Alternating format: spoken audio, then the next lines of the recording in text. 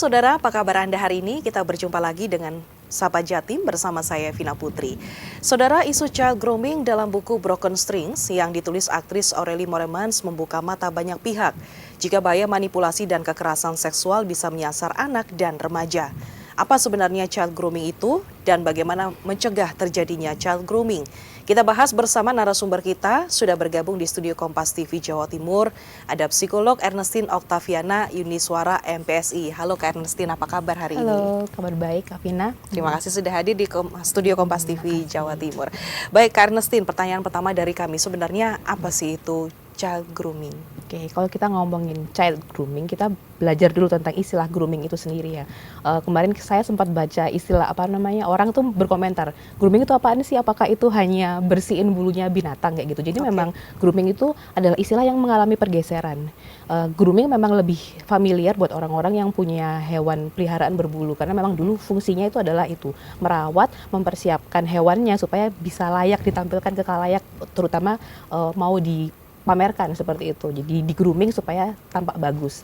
Nah, di tahun 1800-an istilah ini mengalami pergeseran lagi nih, menjadi mempersiapkan sesosok anak untuk memiliki posisi yang lebih tinggi, entah itu sebagai calon leader atau sebagai posisi yang terhormat seperti itu, karena waktu itu kan masih era kerajaan kayak gitu ya di Inggris kayak gitu. Nah, mulai digunakan istilah grooming sebagai pada konteks kejahatan itu di tahun 1970-an, ketika penegak hukum di Amerika tuh mulai menemukan pola, oh ternyata ada nih orang-orang dewasa yang mempersiapkan supaya anak-anak ini bisa jadi calon korbannya mereka kayak gitu. Jadi disitulah mulai mengalami pergeseran. Grooming itu yang awalnya untuk mempersiapkan anak bulunya ya untuk dipamerkan, ternyata dijadikan mempersiapkan calon korban untuk jadi korban kekerasan seperti itu.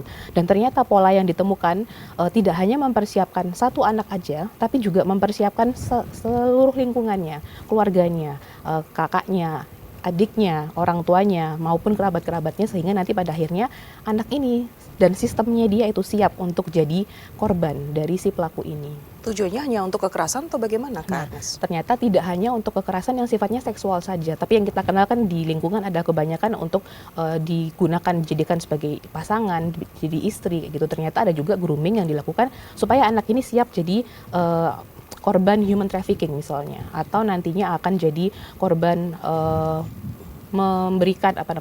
melakukan penyeludupan narkoba seperti itu, atau juga di grooming dalam konteks agama kayak gitu, sehingga mereka bisa menjadi bagian dari kelompok terorisme seperti itu. Jadi tidak hanya grooming yang sifatnya seksual, tapi juga ke hal-hal lain yang pokoknya intinya perilaku yang di luar legalitas seperti itu. Oke, ke hal-hal negatif ya di sini Kak Ernest. Nah, untuk bahaya yang paling umum yang sering terjadi akibat child grooming ini sebenarnya apa Kak Ernest? Kalau kita ngomongin bahaya itu kan berarti apa ancamannya ya buat si anaknya ya. Ancamannya itu bisa yang sifatnya fisik maupun yang sifatnya psikologis seperti itu. Nah, kalau yang kita bicara dalam konteks child grooming yang sifatnya seksual seperti ini ya, kalau anak ini perempuan dan itu terjadi terus-menerus dan tidak teramati nih groomingnya gitu, bisa terjadi sampai kehamilan seperti itu kan, atau mengalami penyakit menular seksual seperti itu. Nah, secara psikologis bisa mengalami trauma dan mengembangkan gangguan-gangguan kesehatan mental yang lain, misalnya kecemasan, depresi, atau bisa sampai melukai diri sendiri karena mereka stres, nggak tahu harus mengeluarkan itu dengan cara apa. Bisa juga ketika dia sudah nggak tahu ini harus mencari bantuan ke siapa karena sudah terlalu depresi gitu ya, bisa mengambil nyawanya sendiri. Jadi bahayanya bisa sampai ke nyawa. Oke, mungkin selama ini kita tidak menyadari ya, ternyata child grooming itu ada di sekitar kita. Betul. Untuk cara pengenalannya sendiri seperti apa Kak Ernest? Jadi ketika kita ngomongin child grooming, kita kan perlu mengenali apa sih yang terjadi sebenarnya dalam child grooming itu. Nah, grooming tadi mempersiapkan, ternyata yang dipersiapkan itu tidak hanya pelaku korbannya saja. Pelaku pun juga akhirnya mereka akan mempersiapkan diri dengan cara mengamati siapa sih yang akan kujadikan korban seperti ini. Jadi mereka akan mempersiapkan dirinya, memilih korbannya, dan juga mereka akan mempersiapkan lingkungannya si anak ini. Jadi akan mendekati kerabatnya, mendekati guru-gurunya, teman mainnya, sampai ke orang tuanya. Jadi dari yang lingkungan yang paling luar sampai ke lingkungan yang paling dekat dengan anaknya, sampai ke anaknya sendiri kayak gitu, sampai akhirnya anaknya ngerasa nyaman dan mau nih untuk didekati, untuk sampai keluarganya pun tidak sadar kalau ternyata sudah jadi korban seperti itu. Intinya pelaku di sini mengambil hati, Betul. begitu ya Kak ya. Tapi ada juga kah untuk mungkin pelaku child grooming tapi via online begitu kan yang tidak diketahui, maksudnya identitasnya dia seperti itu Betul, Kak. betul. Kalau tadi kita ngomongin yang sistem yang seperti itu kan orangnya biasanya sudah kenal lebih dulu nih dengan anaknya, entah itu mungkin guru lesnya atau tetangganya kayak Baik. gitu kan. Ketika kita ngomongin yang sifatnya online, wah ini lebih berbahaya lagi karena kan di luar pengamatan kita sebagai orang tua kayak gitu kan. Jadi dari teman main game seperti itu pun ketika kita main game, biasanya kan kita perlu nih kayak sign up dulu nih, mendaftarkan diri. Anak bisa saja mengaku berusia 18 tahun misalnya seperti itu. Dia main game dengan orang laki-laki yang usianya 30-an kayak gitu. Jadi ternyata secara tidak sadar jadi korban grooming juga ketika dalam konteks online yang mana orang tuanya juga nggak kenal anaknya ini main sama siapa atau berinteraksi sama siapa secara online seperti itu. Nah Kak Ernest, ini untuk tahapan umum untuk yang biasa dilakukan oleh pelaku child grooming terhadap anak ini seperti apa? Oke, secara tahapan umumnya tadi dia akan mempersiapkan dirinya sendiri. Jadi grooming itu ternyata nggak cuman ke korban, pelakunya juga akan melakukan grooming ke dirinya sendiri. Jadi entah dia itu tadi memilih atau dia menjustifikasi, oh kayaknya aku kesepian nih, jadi aku mau nih cari orang buat dijadiin korbanku seperti itu gitu. Jadi dia akan mempersiapkan dirinya, menampilkan yang terbaik. Lalu setelah dia memilih juga orang-orang di sekitarnya gitu, oh kayaknya aku milih orang ini kayak gitu. Jadi dia akan memilih lingkungan yang pas untuk dia masuki. Lalu dia akan memilih anaknya kayak gitu. Nah, anak yang dipilih ini biasanya juga punya pola-pola tertentu kayak gitu. Entah dari keluarga yang biasanya kurang memberikan perhatian nih ke anaknya, jadi anaknya kesepian seperti itu. Setelah itu dia akan mulai masuk ke keluarganya tadi kan, berusaha mendekati keluarganya, memperkenalkan diri sehingga orang tuanya percaya sama dia dan akhirnya akan mulai mendekati anaknya. Nah, ketika sudah dekat nih sama anaknya, dia akan mulai memisahkan si anak ini dari lingkungan di sekitarnya. Sehingga salah satu tahapan dari grooming itu juga adalah memanipulasi keluarga, lalu memanipulasi anaknya dan memisahkan anaknya itu sehingga dia lebih punya power, kontrol untuk membuat anak ini melakukan sesuatu yang sesuai sama maunya dia gitu. Sasarannya adalah si anak ini dari keluarga yang mungkin tidak ada kasih sayang mungkin ataupun tidak ada perhatian mungkin ya Betul. dari orang tuanya begitu ataupun mungkin dari keluarga yang bermasalah. Rata-rata seperti itu kah? Betul, Yang kebanyakan disasar? seperti itu. Jadi ada penelitian yang menemukan bahwa kebanyakan pola-polanya adalah pada anak yang entah itu dari keluarga single parent seperti Baik. itu, atau ketika mereka orang tuanya lengkap, orang tuanya itu dalam kondisi yang tidak baik secara komunikasi, sehingga anaknya kurang diayomi seperti itu. Jadi akhirnya anaknya itu mungkin lebih sering diasuh sama saudaranya, tetangganya, jadi orang ini pelakunya akan lebih gampang masuk untuk menjadikan anak ini sebagai calon korban groomingnya gitu. Nah Kak, ini kebanyakan kalau dari pelaku child grooming sendiri ini sebenarnya dari orang asing kah? Ataukah memang justru orang yang terdekat begitu, yang sudah lama kenal seperti itu Kak? Betul, jadi ada literatur yang menyebutkan bahwa bisa dilakukan oleh internal keluarga sendiri bahkan. Jadi kayak entah itu pamannya atau itu kakeknya seperti itu ya kan, atau juga orang-orang terdekat dalam artian ini orang asing tapi bukan anggota keluarga, jadi tetangga atau misalnya guru atau guru les kayak gitu. Jadi kebanyakan pasti sudah kenal lebih dulu dengan anaknya maupun keluarganya, jadi nggak yang tiba-tiba datang lalu memperkenalkan diri untuk melakukan aktivitas seksual kepada anaknya seperti itu. Baik, ini menarik ya perbincangan kita saudara, namun kita harus beri sejenak. Usai jeda kita akan bahas bagaimana sih baiknya cara mengantisipasi child grooming. Kita akan bahas di segmen selanjutnya, tetaplah bersama kami saudara di Sapa Jatim.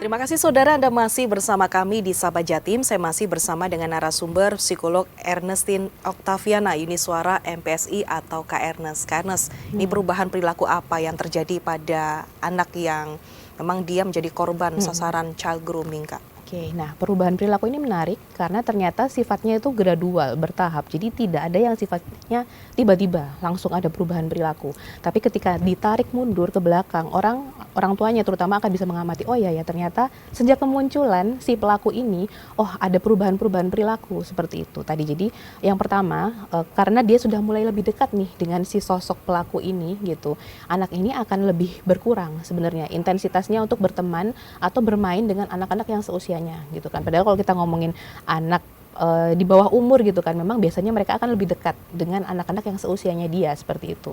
Nah, akan muncul perubahan-perubahan, misalnya anak ini kok jadi lebih sering main sama si orang ini ya, kayak gitu, kok lebih jarang bermain sama teman-temannya ya, sampai pada akhirnya benar-benar memutuskan kontak atau lebih eksklusif hanya sama si pelaku ini aja, kayak gitu. Itu cara paling ekstrim ya di sini ya Kak ya? Gitu. Betul. Nah, selain yang sifatnya sosial, juga akan ada muncul perubahan-perubahan perilaku yang sifatnya dengan gadget misalnya. Karena kan masa kini itu interaksi ya, semuanya lewat ponsel, lewat HP kayak gitu ya.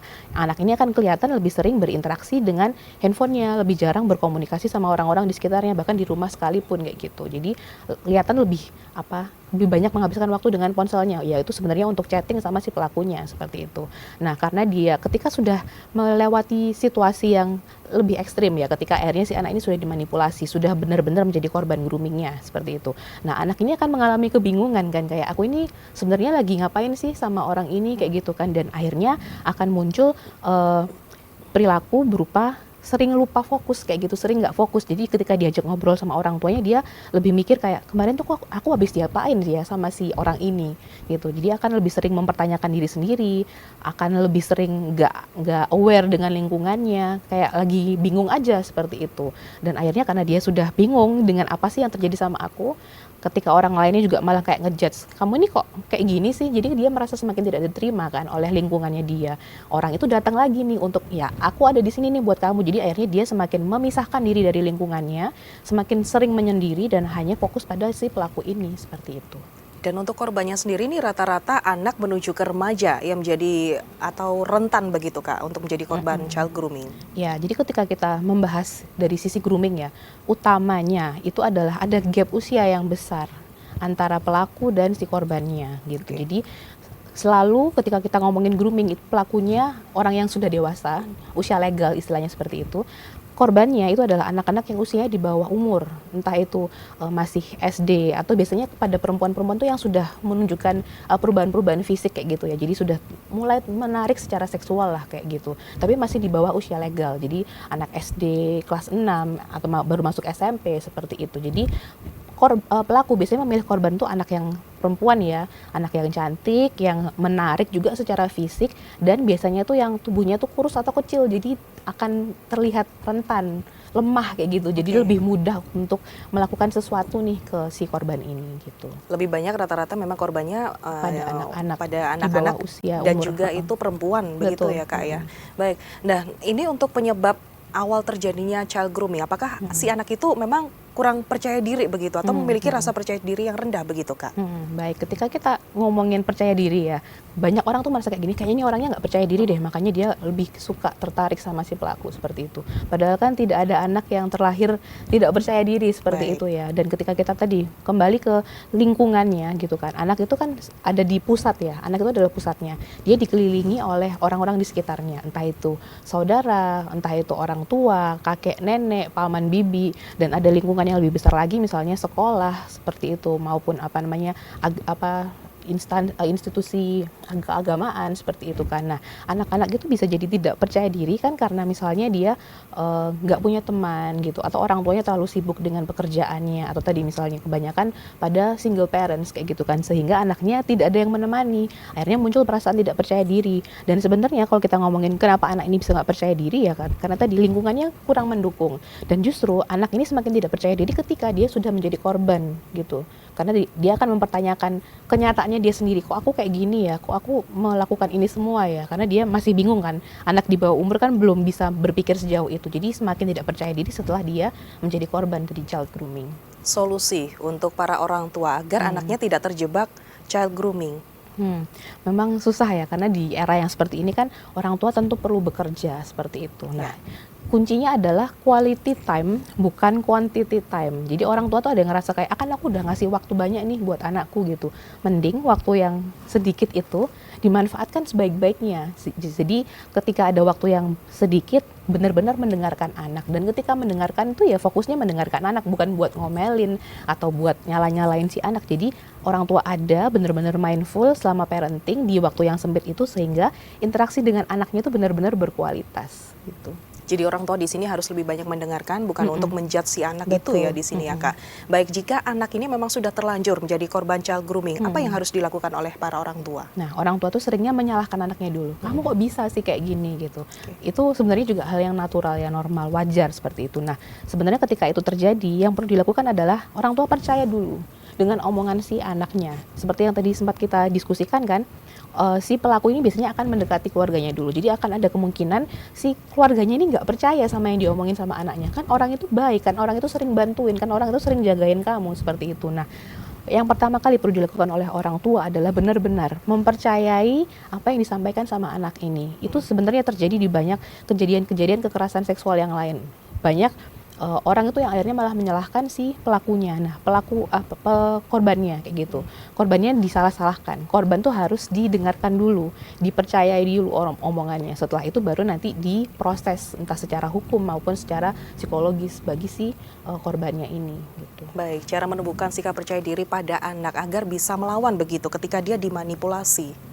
Nah, ketika anak itu sudah dimanipulasi, kita ngomongin anak-anak ya di sini ya. Anak-anak itu masih belum seberkembang itu kemampuan berpikirnya. Jadi memang perlu sekali sejak awal, sejak dini tuh orang tua memberikan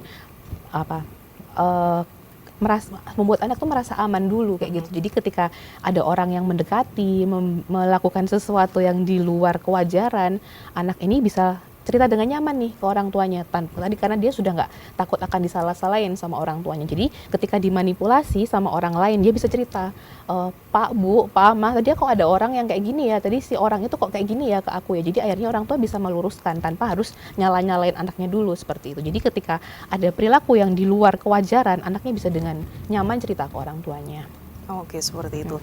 Nah Kak, ini untuk anak yang menjadi korban child grooming seperti itu. Nah ini apakah anak ini akan menjadi trauma sampai selamanya seperti itu, ataukah memang bisa sembuh nantinya, bisa keluar begitu dari rasa mungkin apa ya, dia dulu menjadi korbannya begitu Kak? Nah, dalam hal ini dukungan sosial dan penerimaan dari lingkungan itu sangat penting sekali seperti itu ya. Nah, kita tuh seringnya melihat bahwa ketika sudah menjadi korban, apalagi yang sifatnya itu seksual, itu adalah aib seperti itu. Jadi akhirnya anaknya kesulitan untuk menerima dirinya secara positif seperti itu kan. Akhirnya dia merasa kayak, wah aku ini sangat berdosa, aku ini buruk seperti itu. Nah, ketika dia ada di posisi yang seperti itu, seperti yang disampaikan Kak Vina tadi, akhirnya akan susah buat anak ini untuk move on dari kehidupannya. Dia akhirnya akan semakin menarik diri, semakin depresi seperti itu, semakin trauma seperti itu. Nah, tapi ketika lingkungannya dia itu suportif, memberikan penerimaan, tidak menyalahkan, memberikan dia bantuan yang dibutuhkan, entah itu bantuan yang sifatnya medis maupun yang psikologis, akan lebih mudah bagi anak ini untuk bangkit dari traumanya. Oke, seperti itu. Baik, terima kasih atas penjelasannya Kak Ernest. Ini menarik sekali. Lalu apa pesan untuk para orang tua? Ini nanti akan kita jawab ya. Usai jeda berikut ini, saudara tetap bersama kami di Sapa Jatim.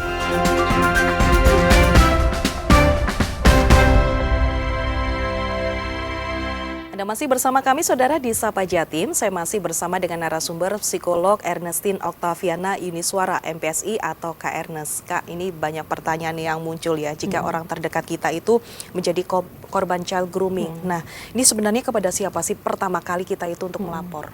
Oke, jadi kita kan sebenarnya punya Komnas untuk perlindungan anak ya, maupun yang untuk membantu perempuan dan anak-anak yang menjadi korban. Jadi kita bisa ke sana dulu. Kalau nggak salah hotline-nya itu adalah 119 kalau nggak salah kayak gitu. Jadi kita bisa menghubungi itu dulu, Komnas Perlindungan dan Penanganan Anak seperti itu, karena mereka sudah punya sistem yang akan bisa secara terpadu mengarahkan bagaimana membantu keluarga-keluarga yang sedang mengalami kondisi seperti ini, diarahkan untuk bantuan hukumnya, bantuan psikologisnya. Jadi nggak perlu bingung, sebenarnya sudah ada Komnas yang akan bisa membantu ini untuk mengelola secara dari awal sampai akhir sehingga kasusnya bisa terselesaikan. Kalau misalkan kita untuk lapornya langsung ke teman-teman psikolog seperti itu, nah ini seperti apa penanganannya? Sebenarnya bisa, karena biasanya teman-teman psikolog itu kan juga sudah punya jejaring ya kayak gitu. Jadi ketika ngerasa kayaknya ini anakku ada apa-apa dan mungkin anaknya belum bersedia untuk cerita seperti itu ya. Nah, bisa diarahkan untuk datang berkonsultasi ke psikolog yang memang punya kualifikasi ya. Karena kan sebenarnya psikolog banyak ya. Ada yang memang psikolog anak, ada yang memang psikolog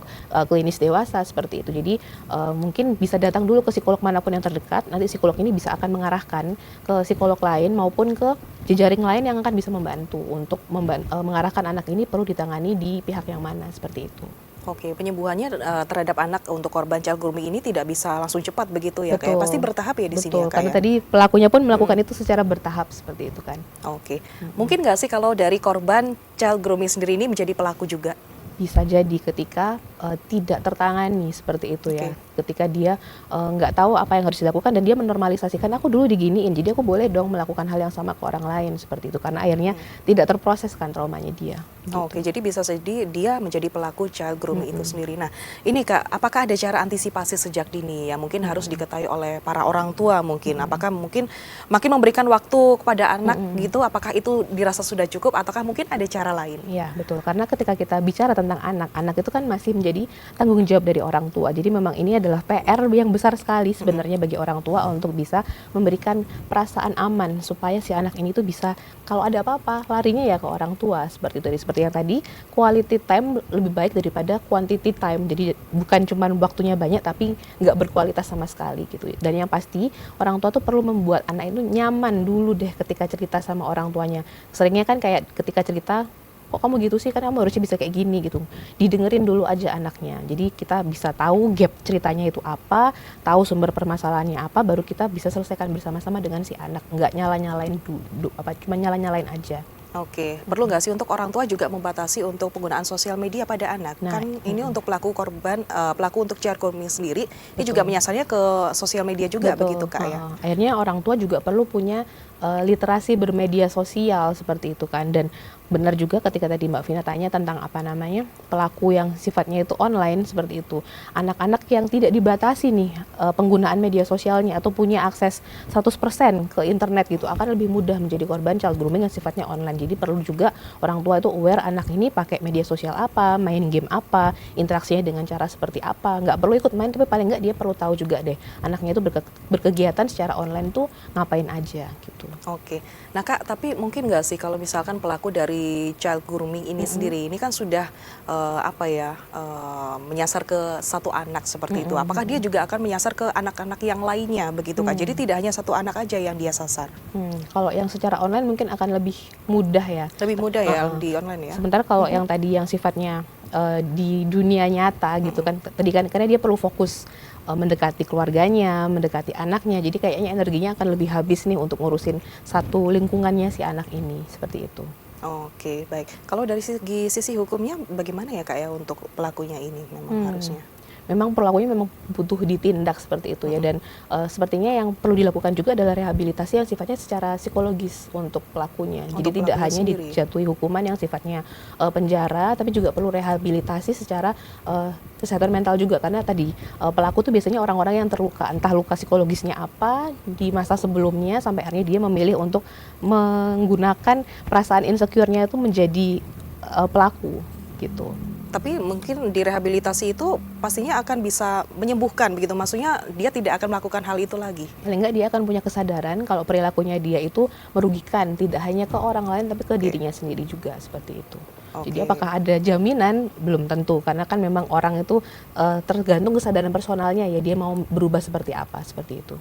Oke, dan ini kenapa ya Kak ya? Kalau yang saya lihat ini memang dari pelakunya sendiri ini menyasarnya ke korbannya malahan ke perempuan begitu, bukan ke korban laki-laki begitu. Padahal tidak menutup kemungkinan Betul. korban laki-laki juga bisa rentan juga begitu Kak. Betul. Ya, karena kita hidup di apa tuh namanya, budaya yang sangat patriarkis ya. Nggak Baik. cuma di Indonesia, Pak. Di seluruh dunia juga masih menjunjung tinggi patriarki itu tadi, yang mana akhirnya orang laki-laki itu akan merasa lebih punya kuasa terhadap anak perempuan seperti itu. Jadi akan lebih mudah untuk menyasar perempuan-perempuan, apalagi sudah punya label ya, perempuan itu lemah lembut, mudah didekati seperti itu. Sementara anak laki-laki biasanya kan lebih rebel, lebih berani. Tapi tidak menutup kemungkinan juga anak-anak laki-laki yang rentan kondisinya sama seperti anak perempuan tadi bisa jadi korban juga gitu.